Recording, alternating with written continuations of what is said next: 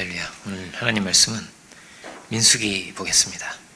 민수기 13장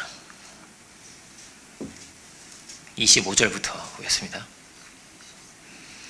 민수기 13장 25절로 14장 1절까지를 찾으신 줄로 알고 제가 봉독하겠습니다.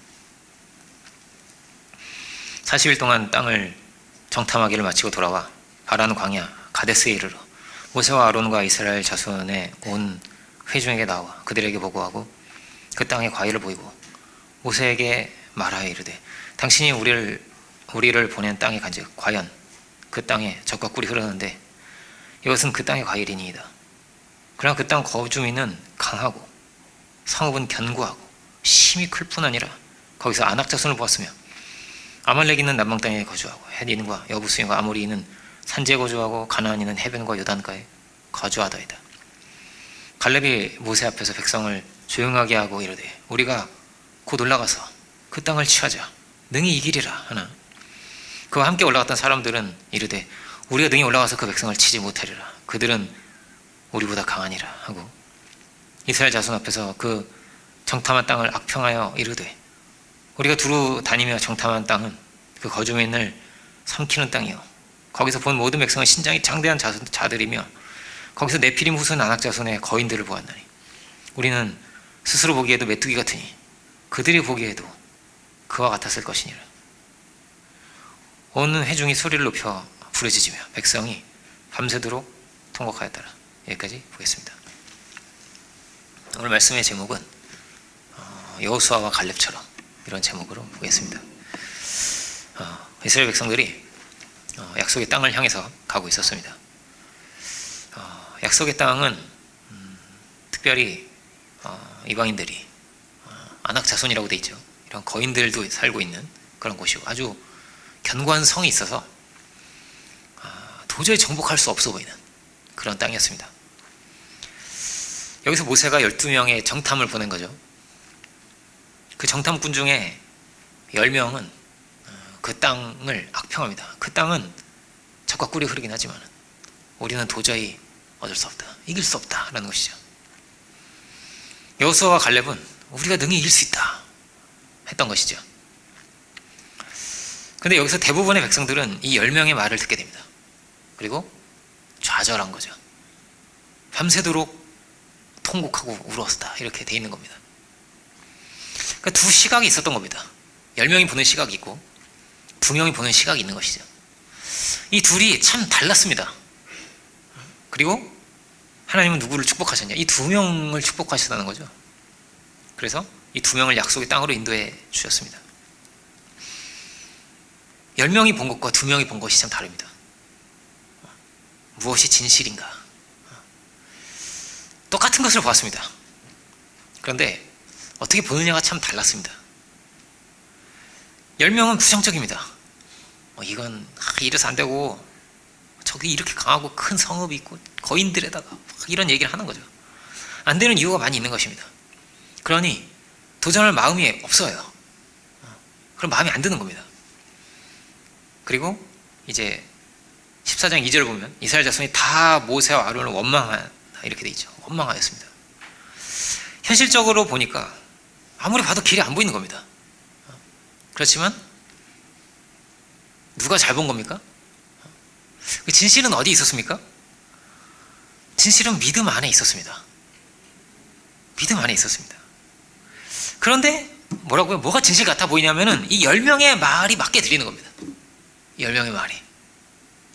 그래서 모든 사람이 다 절망하고 낙담한 겁니다. 두 패로 나눠진 것도 아니고요. 다 낙담했단 말이에요, 사람들이. 이 10명의 생각이 금방 하루 만에 이렇게 전체의 생각이 다 되었습니다. 수십, 수백만의 말이 된 거죠. 10명이 좋은 말을 하고 2명이 악담을 했으면 어땠을까요? 거꾸로 이렇게 10명이 지금 부정적인 말을 했잖아요. 그러니까 너무 안타까운 거예요, 이게 보면. 그죠? 두려운 한 장면입니다, 오늘 말씀은. 이제 한 사람의 말이 아니잖아요. 한 사람의 생각이 한 사람의 생각이 아닙니다. 참 조심해야 되는 것 같아요. 그래서 함부로 할 수 없는 것이고 달리 말하자면 겸손해야 되는 거잖아요. 겸손해야 되는 것이죠. 그리고 우리는 언제든지 어떻게든지 어때야 되겠습니까? 여호수아와 갈렙 같아야겠죠. 여호수아와 갈렙 같아야겠죠. 믿음의 고백과 믿음의 말을 해야겠죠. 그러면 이 믿음의 말이 또 전체의 말이 될 수도 있지 않겠습니까? 전에 우리가 여호수아 1장도 봤는데 여호수아 1장은 그런 것입니다. 이 전체의 말이 된 거예요. 이게 우리가 얻을 수 있다, 할 수 있다는 말이 전체의 말이 된 것입니다.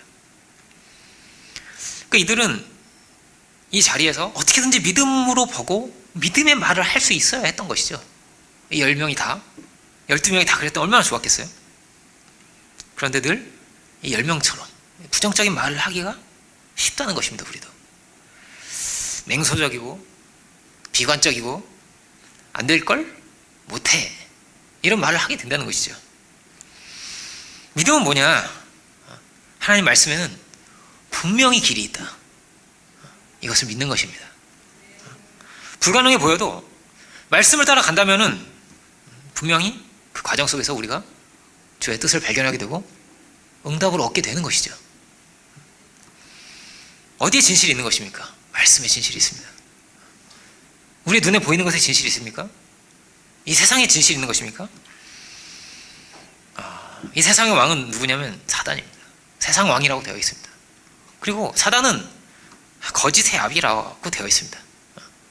이 이스라엘 백성들이 지금 가나안 땅을 향해가고 있는데 이 사람들은 원래 뭐 하던 사람들입니까? 파라오의 무덤을 만들던 사람들이죠. 피라미드를 만들고 스핑크스를 만들고 온갖 우상들을 만들고 그러던 사람들이란 말이에요. 벽돌을 구우면서 그렇게 압제를 당하고 있던 사람들입니다. 파라오는 신의 아들이었거든요. 이 땅에 있는 신이었단 말이에요. 그가 죽으면 신이 되고 그 시체를 그렇게 잘 보존하려고 하잖아요. 왜냐면 그 시체가 부활한다고 믿어서 그래요. 부활했습니까? 다 거짓이죠. 다 거짓이죠. 이 세상은 온갖 거짓이 가득한 것이죠. 모두가 평등한 세상을 만들자고, 노동자의 천국을 만들자고, 거짓말이죠. 카스트 제도도 마찬가지죠. 인도에 카스트 제도가 있잖아요. 브라만으로 태어나고 천민으로 태어난 사람이 있단 말이에요. 이 극단에 브라만 정말 조금인 거죠. 그게 다 정해진 거라는 거예요. 왜 너는 천민으로 태어나서 이렇게 고생을 하고, 천민은 막 오물 치우고 막 이런 걸 한단 말이에요. 막 뒤집어 쓰면서. 왜 너가 천민으로 태어나서 이렇게 고생을 하냐면 그거는 전생에 지은 죄가 많아가지고 네가 지금 그 벌을 받고 있는 거 아니냐고. 마땅한 형벌을 당하고 있는 거니까 벗어날 생각하지 말라는 것이죠. 다른 소망을 갖지 말라는, 마땅히 참고 가라고. 그 값을 다 치러야 되는 거니까. 그 값을 다 치르면 다음 생에서는 좋게 태어난다고.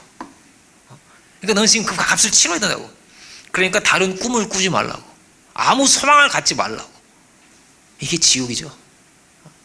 생지옥이 아니겠습니까? 다 뭡니까?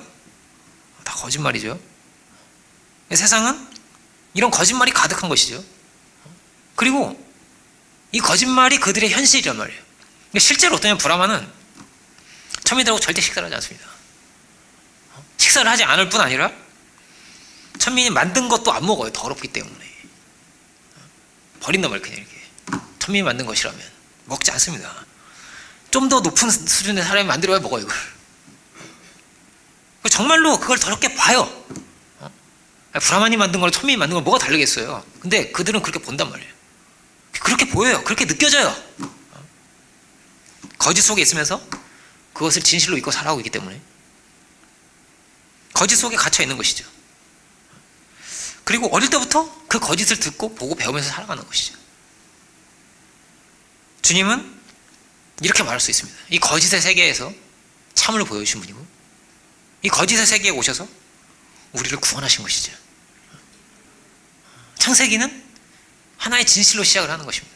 하나님이 태초에 천지를 창조하셨다고. 하나님이 너희를 지으셨고 너희는 다 그 하나님의 형상이라고. 피라미드를 만들고 그 우상을 만들다가 다 죽어가는, 이름도 아무도 모르잖아요. 그죠? 그렇게 얼마나 많이 죽어가겠어요? 그렇지만 하나님께서 너에게 소망을 두셨고 너에게 꿈을 두셨고 너희가 이렇게 지극히 귀한 존재들이라고. 얼마나 귀한지 모른다는 것이죠. 그 하나님의 뜻을 이루기 위해서 이 우주도 지으신 거라고. 그 뜻을 이루기 위해서 하나님은 그 아들도 주시는 분이죠. 그렇게 존귀한 자들이라는 것이죠. 우린 노예들이었을 뿐인데 남는 옷을 입고 냄새가 나는 배우지도 못한. 그러나 진실은 어디 있었습니까? 하나님 편에 있죠. 창조자에게 있죠. 그들이 존귀한 자라는 것이죠. 그렇다면 주의 뜻을 이루어가는 것이 얼마나 중요한 것입니까? 그 뜻을 이루기 위해서 천지도 지으셨는데 그 아들을 주셨는데 진실은 다 어디에 있습니까? 진실은 말씀에 있는 것입니다. 하나님 편에 있는 것입니다. 역사는 어떤 것일까요? 참과 거짓의 싸움이 아니겠습니까? 싸우는 거예요. 누가 참입니까? 주님이 참이었습니다. 그리고 참으로 보였는데 그 시대 종교인과 그 시대 정치인과 이들이 다 거짓이었습니다. 그런데 문제가 뭡니까? 그들이 자신을 거짓이라고 생각했겠습니까? 그 시대의 바리새인이, 그 시대의 제사장이, 예수님을 죽인 자들이, 그들은 이렇게 생각을 했습니다. 이런 망령된 사람이 있다는 거예요. 자기를 하나님의 아들이라고 생각하는 이런 망령된 사람을 처형해야 된다. 아주 정의의 사도가 돼서 죽인 거란 말이에요. 정의의 사도라고 자기들을 생각했단 말이에요. 자기가 거짓인데 자기가 거짓인 줄 몰랐던 것이죠. 마치 뭐와 같습니까? 그 카스트 제도를 신봉하는 브라만과 같이 정말로 자신이 고상하다고 믿잖아요. 아닌데 정말로 자신이 고상하다고 믿잖아요. 자신들이 정의의 편에 서 있다고 정의의 사도라고 생각을 하잖아요. 누가 피해자입니까? 예수님이 피해자잖아요. 그런데 그 시대 제사장들은 자기들이 피해자예요. 예수님 오셔가지고 우리의 이 제사를 율법을 막 해방하고 자신들이 피해자라고 생각을 했단 말이에요. 이것이 그들의 진실이었습니다.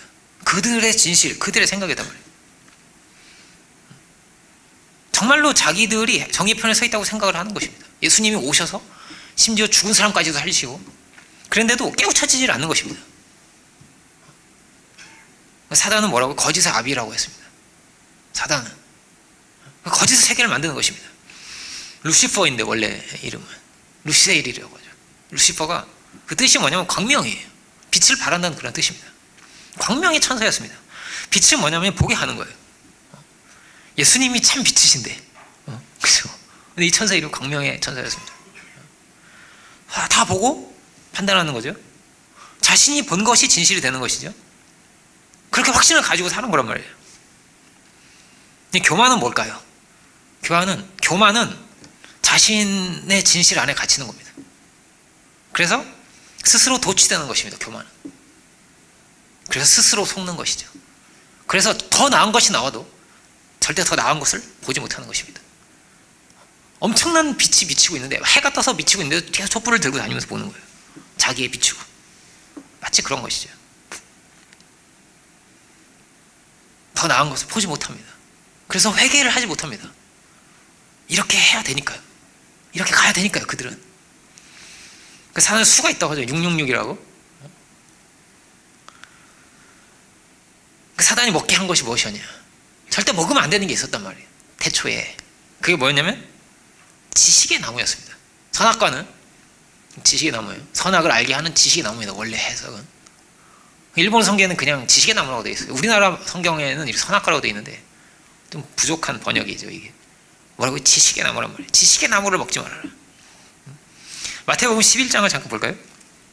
마태복음 11장을 보겠습니다. 마태복음 11장 25절. 본문을 접어놓고 민승이 잠깐 접어놓고 마태복음 11장 25절부터 27절은 이렇게 돼 있죠. 그때 예수께서 대답하여 이르시되 천지의 주제이신 아버지여 이것을 지혜롭고 슬기는 자들에게는 숨기시고 어린 아이들에게는 나타내심을 감사하나이다. 옳소이다. 이렇게 된 것이 아버지의 뜻이니이다. 네, 아버지께서 모든 것을 내게 주셨으니 아버지 외에는 아들을 아는 자가 없고 아들과 또 아들의 소원대로 계시를 받는 자 외에는 아버지를 아는 자가 없느니라 이렇게 되어 있습니다. 뭐라고요? 복음이 지혜롭고 슬기 있는 자들에게는 숨었다는 거예요. 그리고 어린아이들 같은 무식한 어부, 뭘 잘 모르고 세상 물정 모르고 어린아이들에게 나타났다는 것입니다. 왜 그렇습니까? 우리의 그 아는 그것으로, 우리의 지혜와 우리의 이성으로, 우리의 능력으로 복음을 절대 파괴할 수가 없어요. 파괴할 수가 없기 때문입니다. 사랑은 어떻게 아는 것입니까? 사랑은 믿음으로 아는 것이죠. 믿음으로 아는 것이죠.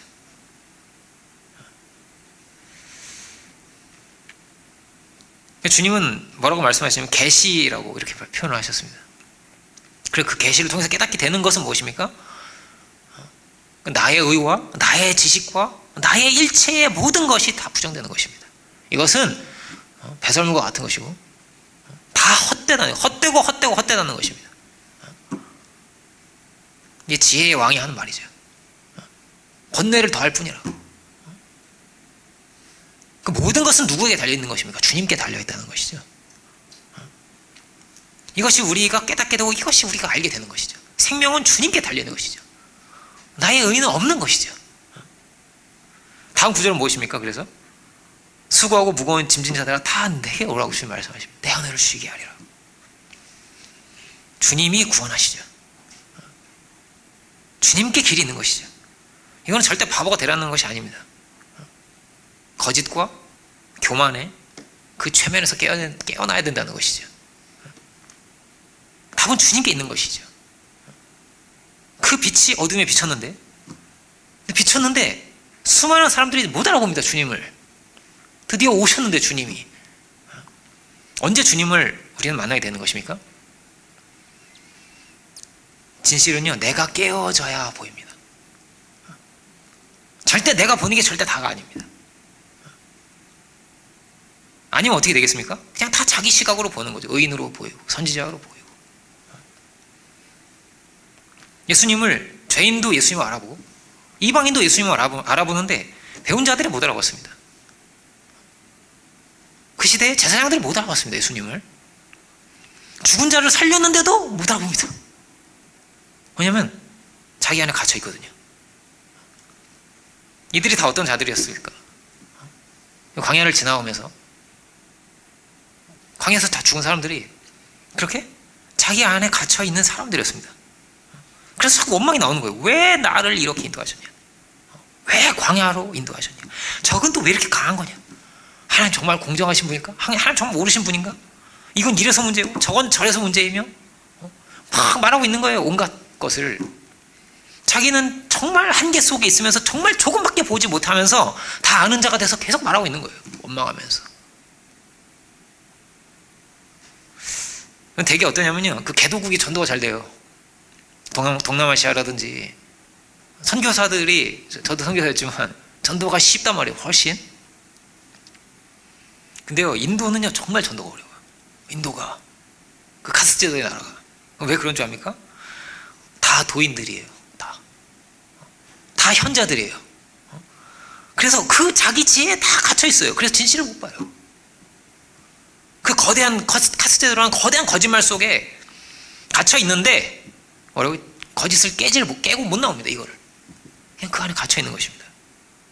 그래서 계속 같은 원을 그리는 것입니다. 그럼 우리는 그렇지 않습니까? 광야에서 죽은 사람은 안 그랬던 것입니까?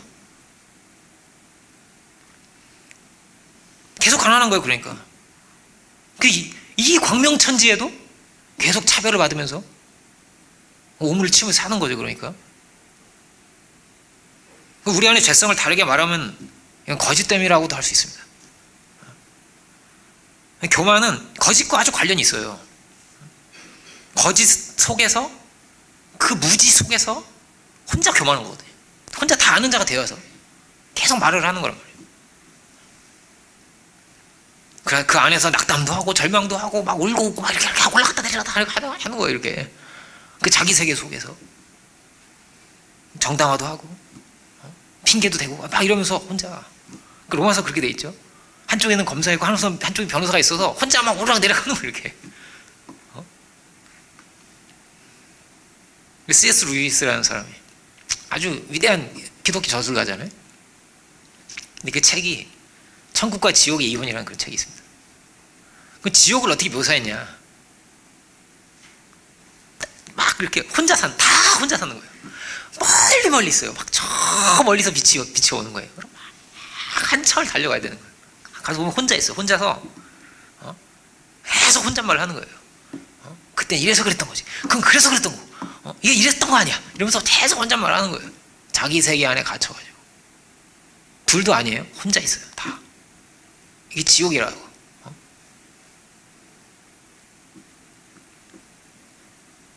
그럼 진실을 알면 어떻게 되는 것입니까?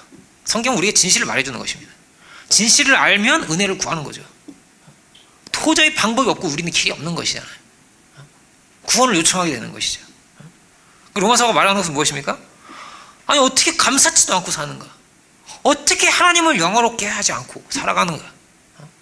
진실을 알면 어떻게 되는 것입니까? 당연히 감사한 것이죠. 이 창조 세계를 누리고 살아간다는 것이. 내가 만든 게 아무것도 없는데 이게 얼마나 감사한 일인가?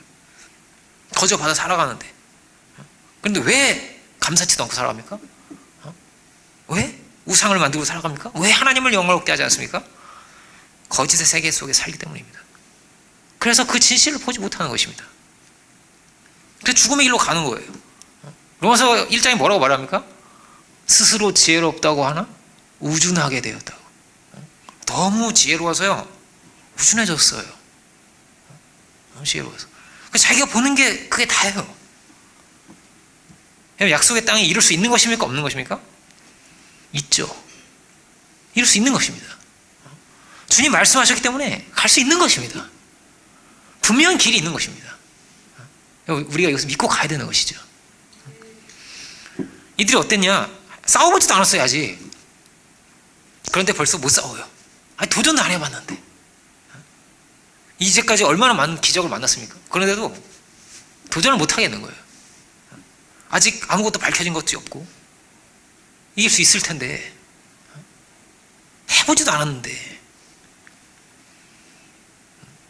성노가 병원이 그랬다고 그래요. 도저히 이 의료범인을 만들려고 하는데 의료범인이 도저히 만들 수가 없는 거예요. 계속 안 해주려고 하는 거예요. 안 된다. 절대 안 된다. 그래서 안 될 것 같은 게 먼저 오는 겁니다. 이게 안 될 것 같은 게 나라에서 안 주려고 하고 옆에 다른 병원들도 막 들고 이러는다고요. 또 병원 생기는 게 싫어해. 경쟁하게 되니까. 그러면 못 한다는 거예요 이게. 근데 됐죠. 그럼 진실은 언제 알 수 있습니까? 그거는요 믿음으로 도전하면 그제서야 알 수가 있습니다. 행동하는 자가 알 수 있습니다. 그물을 던지는 자가 아는 겁니다.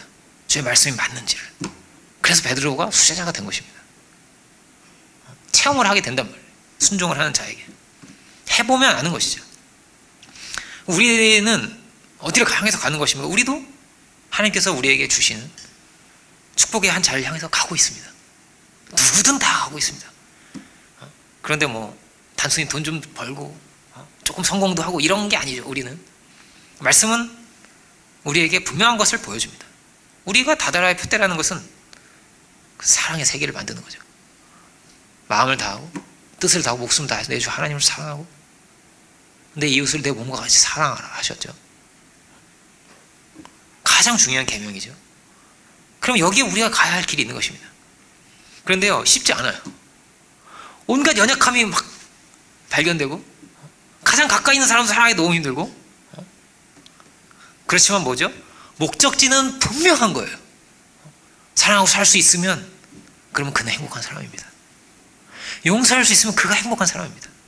심령이 가난한다면 온유하다면 의에 줄이고 목마른 사람이라면 그 사람이 정말로 행복한 사람입니다. 그것을 우리가 아는 거죠. 그 안에 평안이 있고 그 안에 기쁨이 있는 것이죠. 그런데 뭐가 없는 어려움이 와요. 그래도 우리 안에 흔들리지 않는 것이 있어야 하겠습니다. 그건 무엇입니까? 말씀이 옳다는 거예요. 말씀에 답이 있다는 것입니다. 하나님께 분명히 진실이 있다는 것입니다. 하나님의 그 뜻은 반드시 이루어진다는 것입니다. 성화의 길이 그런 것입니다. 다 과정 가운데 있습니다. 어떤 사람은 요게 연약하고 어떤 사람은 요게 부족하고 다 다를 수 있습니다. 그런데 목적지가 분명합니다. 그래서 우리가 어떻게 가야 됩니까? 목적지가 분명하기 때문에 미운 마음이 들면 그 회개를 해야 됩니다. 우리가 주여 자꾸 제 안에 이런 마음이 듭니다. 주여 이렇게 기도하고 목적지가 있으니까 주여 저에게 힘을 주소서, 용서할 수 있는 마음을 주소서. 그리고 혹은 사과를 못하겠어. 내가 사과를 해야 되는데 미안해 이 말해도 자존심이 막 너무 걸려. 주여 제가 사과도 못하는 이런 놈입니다. 이러면서 또 막 기도하고 그런 용기를 달라고 기도하고 거기에 길이 있으니까요. 목적지가 분명하니까요. 그냥 길이 없어 보입니까? 그러면 기도해야 됩니다. 뭐가 진실한 것입니까? 기도하는 게 진실한 것입니다. 그래서 야곱같이 요셉같이 화해하고 용서하고 그렇게 약속의 땅에 우리가 또한 다다라야 하는 것이죠. 그러니까 우리가 할 것은 무엇입니까? 그 믿음은 뭐라고? 찾고 구하고 두드리는 게 믿음입니다. 끊임없이 적극적인 거예요. 왜냐하면 목표가 분명하기 때문입니다. 목표가 틀렸으면 하지 마세요. 안 해도 돼요. 그러면 하지 마세요. 그런데 목표가 분명하잖아요. 그럼 받으셔야 됩니다. 거기에 가야 됩니다. 그 자리에 다다라야 됩니다. 결국은 주의 뜻은 이루어지는 것이고 우리에게 주님은 분명히 길을 열어주시는 분입니다. 길은 늘 있습니다. 약속의 땅이 틀림없이 있습니다. 그리고 그 약속의 땅에 다다르는 그 과정이 있죠. 그 과정 속에서 우리가 또한 성장하게 되는 것입니다. 성숙해 되는 것입니다. 성장은 뭘까요? 가는 길에 뭐가 생깁니까? 문제가 생겨요. 난관이 와요. 나의 연약함도 발견하게 돼요. 다툼이 생기거나 뭐가 잘 안 되거나. 그럼 그 문제는 누구 때문이죠? 하나님이 문제가 생긴 건 아니거든요. 우리 편에 뭐가 문제가 있는 거란 말이에요. 정반합이라고 하죠. 틀린 것을 계속 고치면서 합을 향해서 가는 거란 말이에요. 이렇게도 또 가고 또 이런 게 발견되고 그럼 또 이렇게 가고 끊임없이 인도하심이 있는 거란 말이에요. 선한 목자이신 주님께서 계속 우리가 푸른 초장을 향해서 간다면 계속 새로운 길이 열리고 계속 축복의 문이 열리는 것이죠. 그렇게 성장을 하는 것입니다. 이게 베드로의 이야기죠. 베드로가 어떻습니까? 베드로가 엄청난 사도입니다. 막 앉으면 막 일으키고 막 성령을 받았어요. 막 뜨거워졌어요. 엄청난 사람이 됐어요. 막 설교로 막 수천 명이 변화됐어요. 그런데 이방인이 부담스러워요. 이방인하고 같이 밥 먹는데 너무 부담스럽고 이방인의 집에 들어가면 왠지 더러워지는 기분이 들고 마치 누구처럼 그 브라만처럼 막 싫어 이렇게 싫고 가까우면 안 될 것 같고 베드로도 그랬단 말이에요. 성령을 받았어도 그랬단 말이에요. 그러니까 하나님께서 베드로에게 뭘 보여주시잖아요. 어떤 중에 기도하는 중에 하나님께서 뭘 보여주시죠? 그 베드로의 사고가 이전에 가서 갇혀 있으니까 그가 변해야만 쓰임을 받을 수 있잖아요. 그런데 만일 베드로가 바뀌지 않았다면 그 쓰일 수 없죠. 발전할 수 없죠. 이제는 그 원은 또 그래야 되는 거죠. 그것을 못 넘어서는 거죠. 그 율법적 사고 안에서 율법적 판단과 정죄 속에 머물러 살아야 되는 거죠. 그도 깨닫는다는 게 무엇입니까? 우리나라 말이 재밌는 거죠. 이게 깨고 닫는 게 깨닫는 거예요. 그러니까 이거 뭐가 있어? 이걸 깨뜨려야 돼. 깨고 탁 닫으면 그게 깨닫는 겁니다. 깨고 닿아야 되는 것이죠. 우리의 생각을 깨고 우리의 사고를 깨고 베드로도 깬 거예요. 예수님이 나는 어부고 예수님은 목수란 말이에요. 그런데 감히 어부한테 그물을 던지라고 그래 목수가. 그렇지 않습니까? 내가 지금 밤새도록 잡았는데 내가 어부인 내가 못 잡았는데. 그런데 뭐라고 말합니까? 그렇지만은 내가 말씀을 의지해서 그물 내리겠다고. 근데 안 됐잖아요. 계속 밤새 못 잡았잖아요. 안 됐잖아요. 근데 분명히 또 안 될 것 같은 거예요. 던지면. 근데 그걸 깨고 던집니다. 그거. 그래서 잡았습니다. 그렇게 된 거죠. 뭐라고요? 깨야 되는 거죠.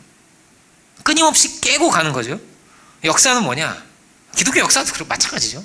계속 깨고 다시 빚어지고 깨고 다시 빚어지면서 전진한 거죠.